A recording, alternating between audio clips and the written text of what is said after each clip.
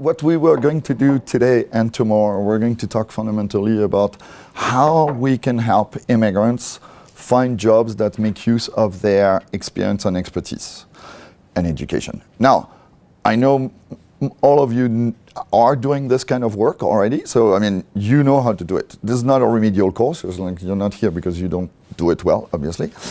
We're going to talk about how can we do it better. That's kind of the mindset. By better, here's what I mean. I think you've heard me mention in the videos, I'm married to a Chinese lady. Her name is Caroline.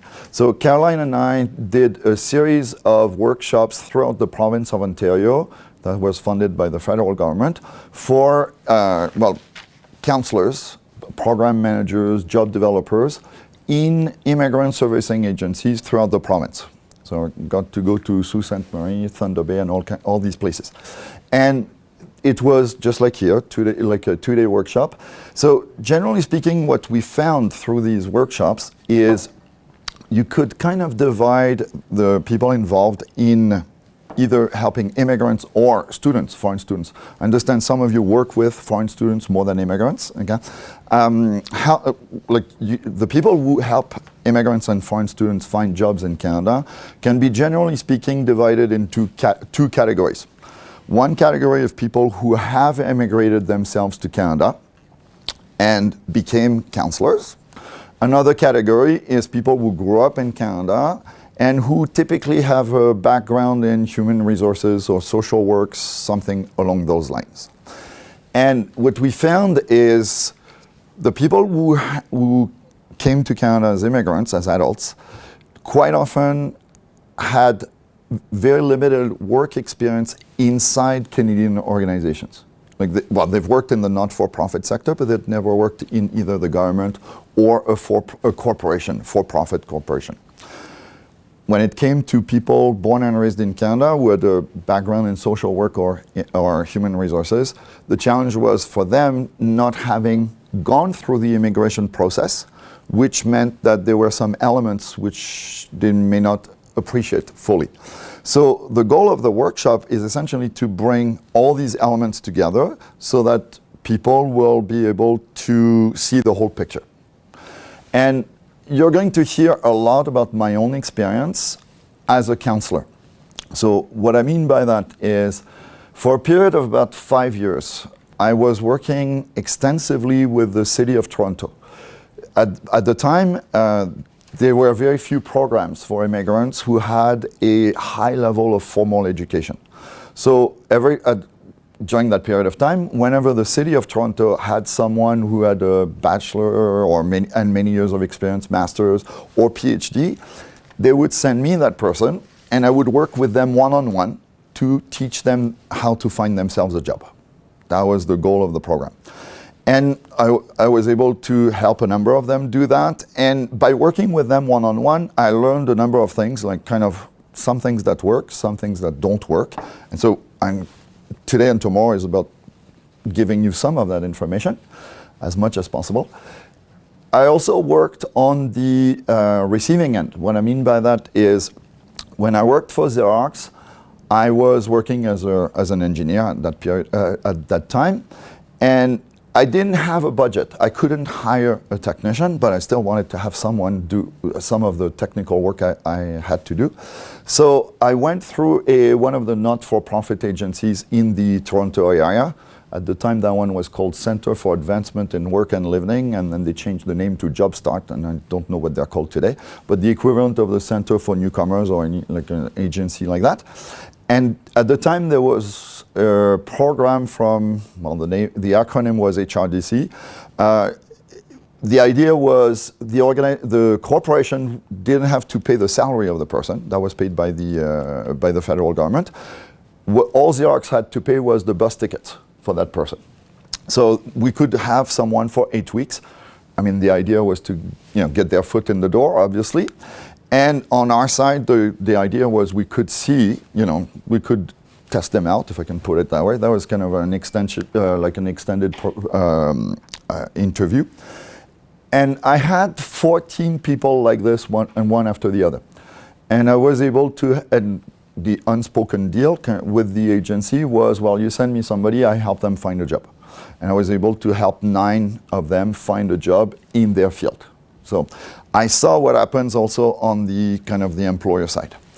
Finally, the other part of my experience that you're going to hear about extensively today and tomorrow is I've done a lot of work with accounting firms, like the public the big 4, as they call them, like PwC, Ernst & Young, Deloitte, and PricewaterhouseCoopers. So, I mean, that will be directly relevant, Javier.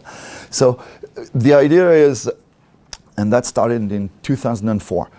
Since then, I've had a contract with, 2 of the big 4. Every time they send someone to Canada from another country or from Canada overseas, I will work with, I and my associates will work with that person in trying to help them integrate in the workplace. So, and over the years, I think we've coached, 1,200, 1,300 people overall.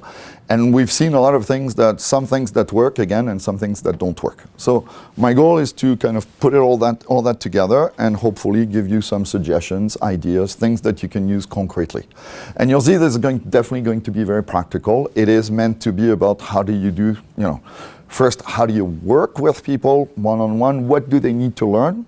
And how do you communicate that information to them so that they integrate it in their thought process? So we don't have a big group, so we'll really encourage everybody to ask questions or make comments. Okay? Since we're recording, when you ask a question or make a comment, I will ask you to pass this thing around so that we can record it as well.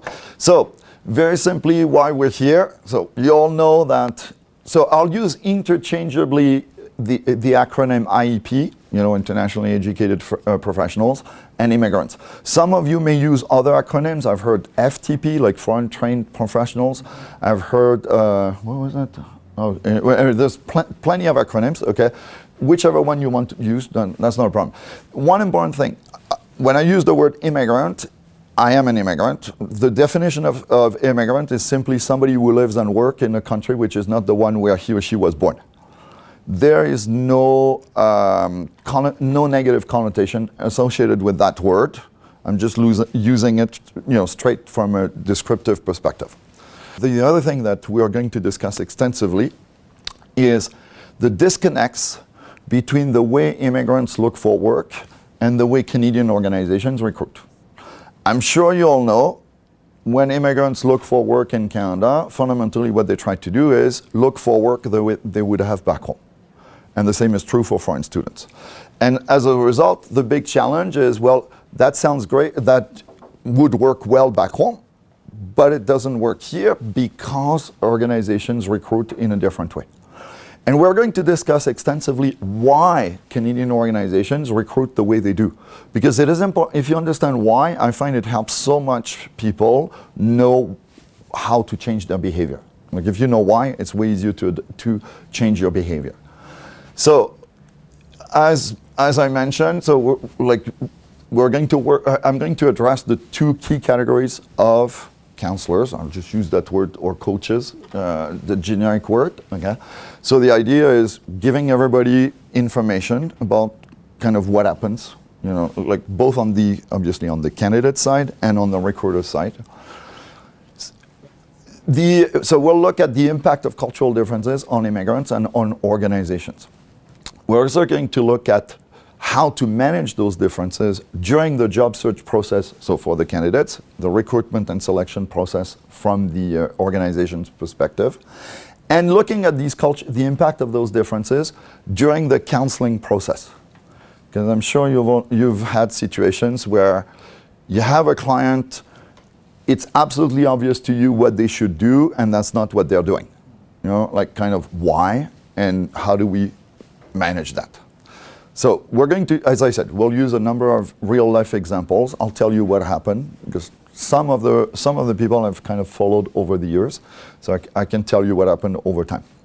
Today what we're going to discuss is this. So we're pretty much done with introductions. We will talk about few key concepts. So some of that part will be going over some fundamental points that were covered in the videos, which I really want to make sure everybody kind of takes into consideration, and most importantly, I will bring them to the context of a job search. And then we're going to spend quite a bit of time talking about this fundamental point. Most immigrants who come to Canada today come from countries that are significantly more hierarchical than Canada is. Okay? And one of the fundamental points about growing up in a hierarchical culture is that you learn to think of yourself as a generalist. And that is not the way Canadians think. Canadians think like specialists. So we're going to look at fundamentally how that difference, meaning thinking of yourself as a generalist versus thinking of yourself as a specialist, what difference does it make during the job search process? And my experience is it makes a world of difference. And it is a little bit like a cultural revolution. It's really learning to think in a very different way. So we're going to look at what does it mean, generally speaking, and how that applies at every step of the job search process. So in particular, when you create a resume, good morning, have a seat, please join us. Okay. So what does it look like? What difference does it make when you create your resume? What difference does it make when you try to network? Because it makes a world of difference there again. Tomorrow, we're going to talk about what difference does it make when you are interviewing. Again, huge difference in whether you try to project the image of a specialist or project the image of a generalist. So this is more about counseling. We'll talk about making strategic decisions. By making strategic decisions, and we're going to talk about situations where people have, for example, landed in the wrong place. What I mean by that is, their skills are needed in Canada, but not where they landed. People who may need to go back to university or college before they do their job search. Maybe, maybe not. How do you help them make the decision as a counselor? We'll talk about facing reality. Okay? Like people fundamentally who have a big challenge ahead of them may not have appreciated how big of a challenge it is. I'm sure you've seen people in situations like that. We'll talk about regulatory bodies in particular around there. We'll talk about getting through probation period. For many of you, if you've done counseling, I'm sure you've had that situation. You've placed somebody you worked with found a job, and within 2 weeks they're out of that job. Okay, they quit. I mean, the worst point is they quit. Like not they were kicked out. No, they quit. It's like that one drives me up the wall. So how do we help people get through probation period? And if we have time, we'll talk about placing immigrants, like kind of the situation where you are calling or trying to find out about positions that your clients might be able to get. Okay?